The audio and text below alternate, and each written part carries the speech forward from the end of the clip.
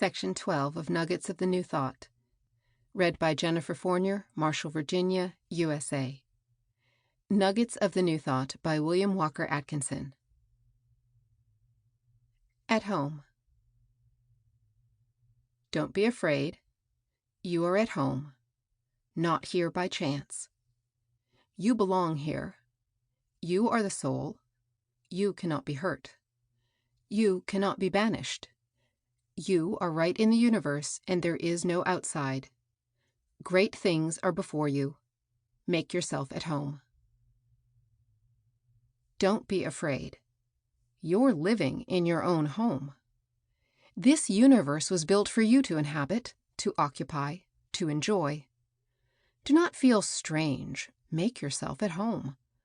The wonderful laws of nature, those which have been discovered and those which remain to be discovered, are all laws for your use, when you grow large enough to understand how to make use of them. Did you think you were here by chance, or that you were an alien? If so, learn better. You are to the manner born, you are the heir. Everything around the place is for your use, when you grow up. No one can dispossess you. No one can put you out. You're at home. Do you long for another home? Do you fret and chafe at the trials and troubles of this world and imagine that somewhere else things will be better? Well, they'll never be better for you until you have met and conquered the trials and troubles of this place. You are just where you belong. You are surrounded with just the things you need. You are getting just what you deserve, and until you learn the truth of this, you will have the same surroundings, the same environments. And then, when you learn that the things around you are all right, that you are being treated justly, that you are getting just what you have attracted and are attracting to yourself, then you will be ready for the next step in the journey, and you will have new surroundings and new environments, new tasks, new lessons, new pleasures. I hear some of you talking about death. You seem to think that you will be another order of being as soon as you take your last breath upon earth. You talk about being a spirit by and by. Do I believe this? Of course I believe it. I know it. But I also know something else, and that is that you are a spirit now, just as much as you will be in another world. Did you think that some wonderful essence was going to grow from you, and that essence would be what you call a spirit? Nonsense. You are the spirit, and the not you part, which will be discarded, never was you. The you which says, I am, is the real thing, the real self, and the rest of you is but tools and instruments which you are using. Why can't you see this? You talk about my soul, my spirit, and so on. You make me tired. Why, the thing which is thinking and speaking, you, is the soul or spirit of which you are talking. You talk as if the physical part of you, which is changing continually, was you. You are like the boy with the old knife. He was continually having the knife repaired. He had had 7 new blades and 3 new handles put on it, and yet it was the same old knife. Why, you could step right out of your body, and maybe you do, more than you have any idea of, and it would be the same old you. You could discard your body just as you do your clothes, and yet you would be the same individual. There is a wonderful difference between individuality and personality. One you cannot get rid of. The other may be changed. What's the use in being afraid? Nobody can hurt the real you.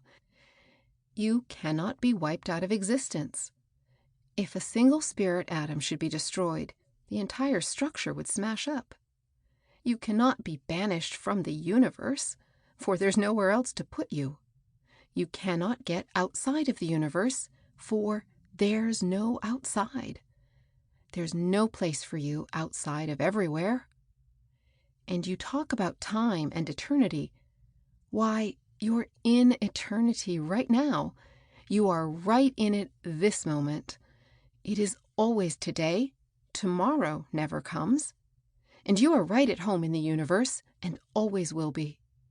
You are always there, for there's nowhere else to go. So, what's the use in being afraid? Who's going to hurt you? They can't kill you. They can't put you out of existence. They cannot expel you from the universe. So what are they going to do about it anyhow? And, after all, who are they? You talk as if there were outside forces and influences antagonistic to you. Outside of what? No matter what beings of earth or air there may be, they are creatures like yourself. They are all a part of the whole thing, all made of the same material, all come from the hand of the same maker. You are all cut from the same piece of goods.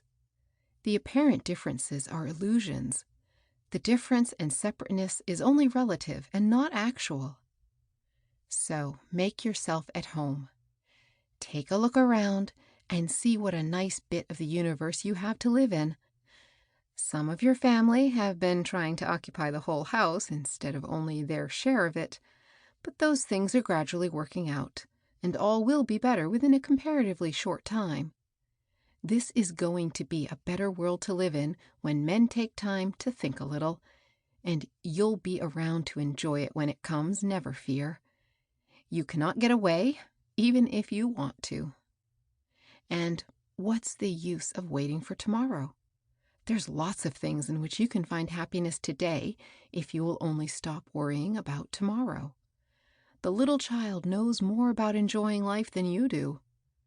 The little child feels at home anywhere and starts in to enjoy it and get the most out of it until he grows old enough to be hypnotized by the race belief.